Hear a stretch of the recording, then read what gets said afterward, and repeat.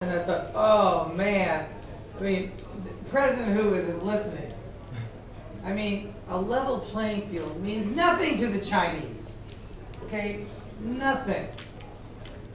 Now, I would say that it means nothing to the Japanese, the Koreans, or almost any of the Asian countries.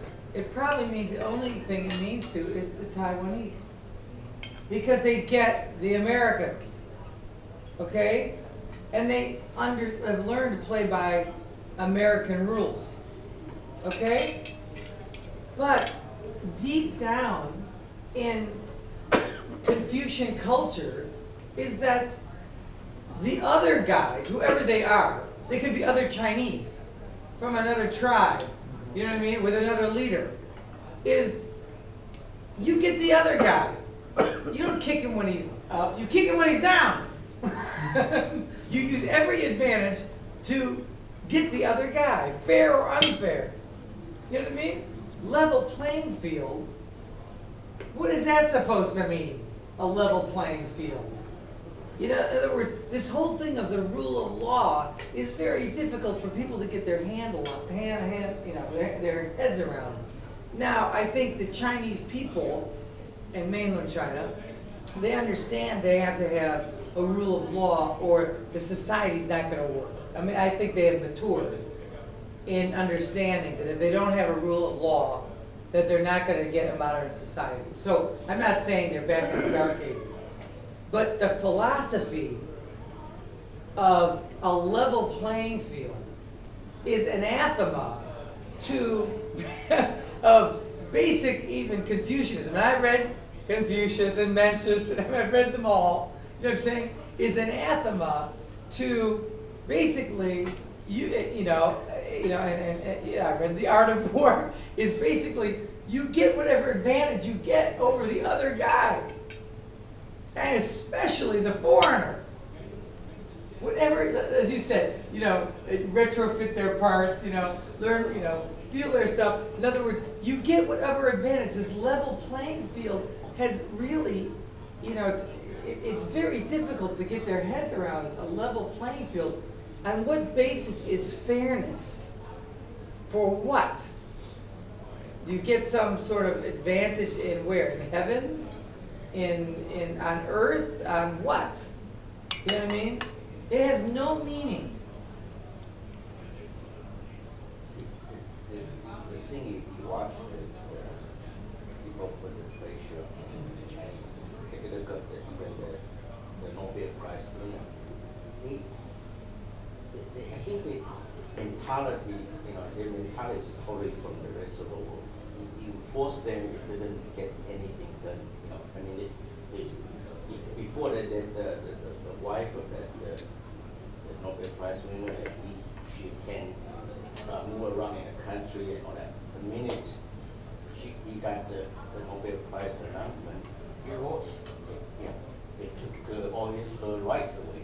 It's just preparation. Chinese just didn't work. I don't know.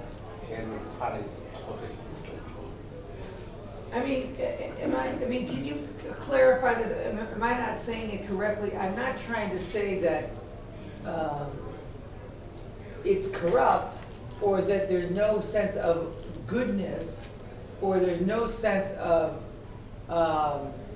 virtue. It's not a matter of there's no sense in the culture of being virtuous or non-virtuous. I'm not saying that. I'm saying the concept of fairness that exists in a Western culture, not that Western culture abides by it, you know what I mean, doesn't exist in the culture that bred, let me call it a Confucian sort of idea. Can anyone help me with this? Can you clarify? Can you help me? Well, in my opinion, Please. The common Chinese, they do have a sense of fairness and so on. But then, for the Chinese history, those warlords been dominating in China and they've been fighting for so many years, and then especially this kind of a book written by Sun Tzu, so the Art of War. That book describes when you can get on top of others, do it no matter what the cost. And then this kind of culture been going on for many years in China. And so those communist elite right now, they get hold of the power, they will never release their power.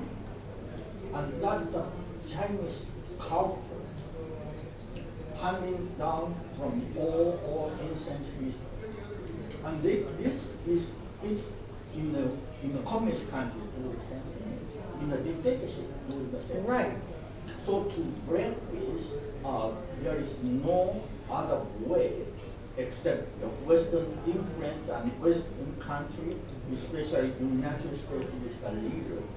When they did something, like when they went to Burma to establish a military country there, went to Nepal to establish a military country there, we have to counterattack this one piece by piece.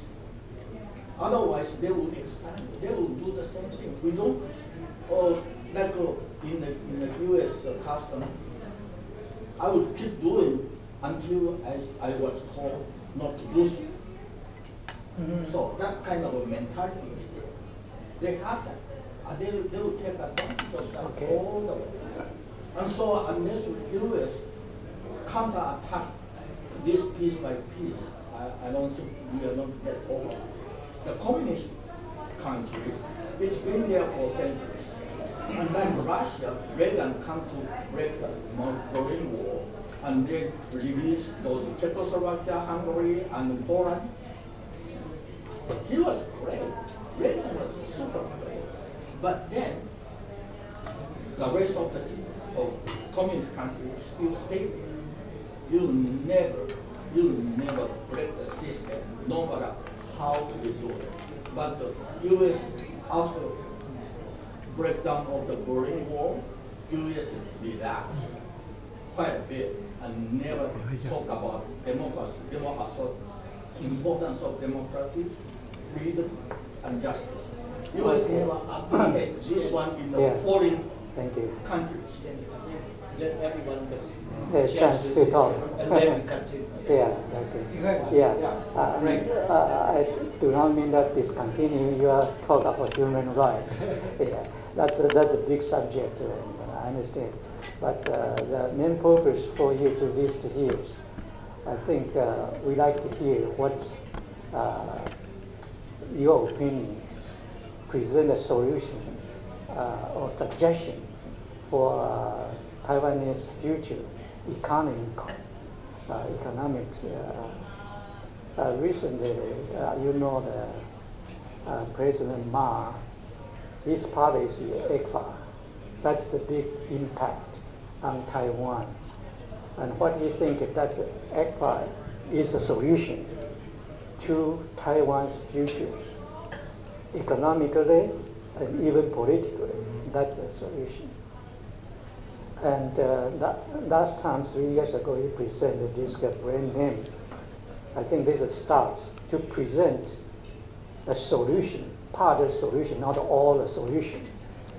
But that's something we like to hear, because from the outside world or at a global view, it's maybe better for us to understand what the problem.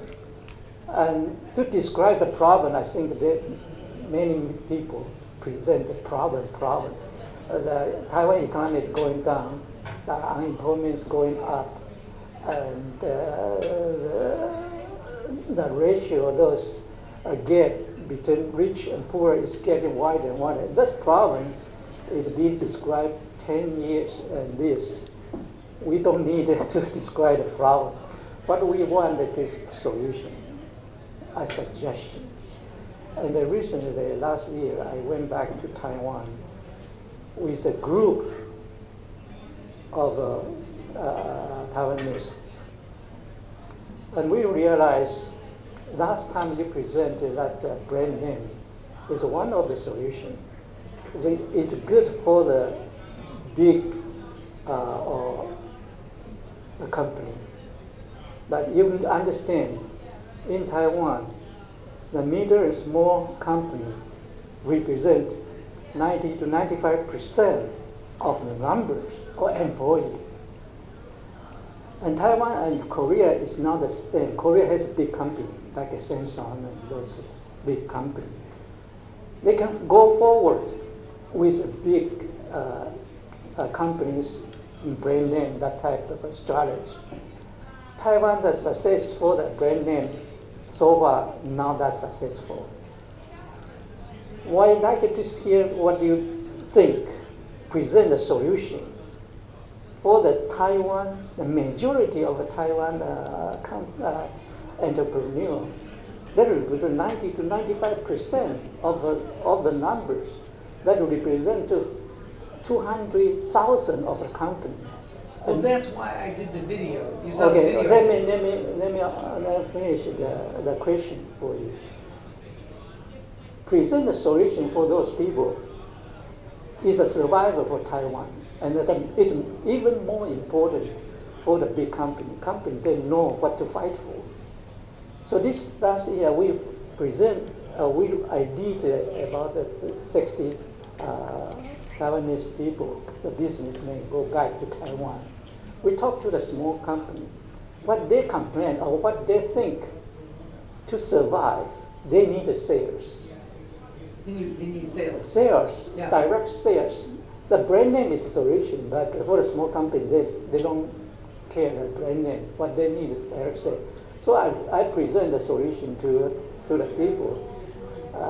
Say we extend the U.S. The sales force for those small companies, and they have a direct sales. Go there, come here and sales.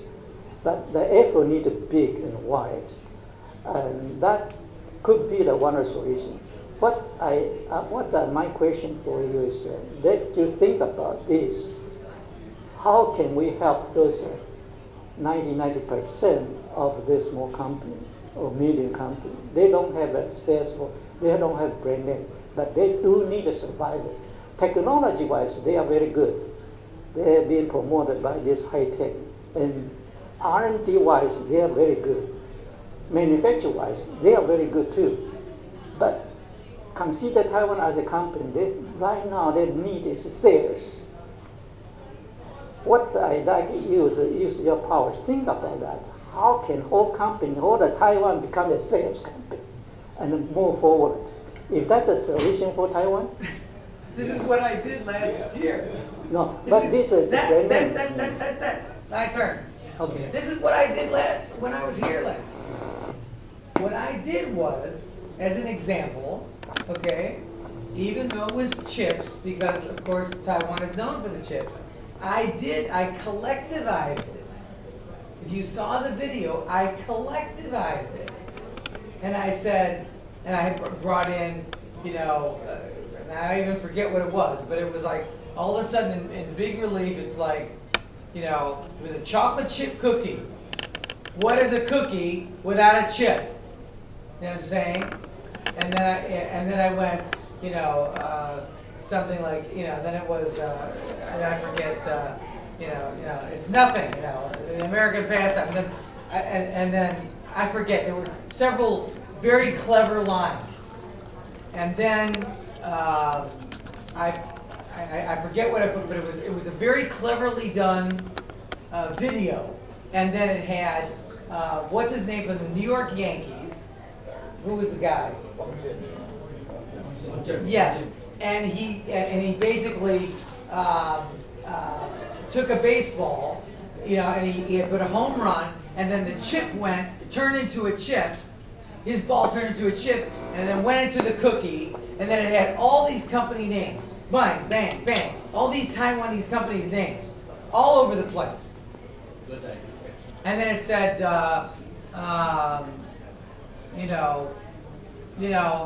a cookie without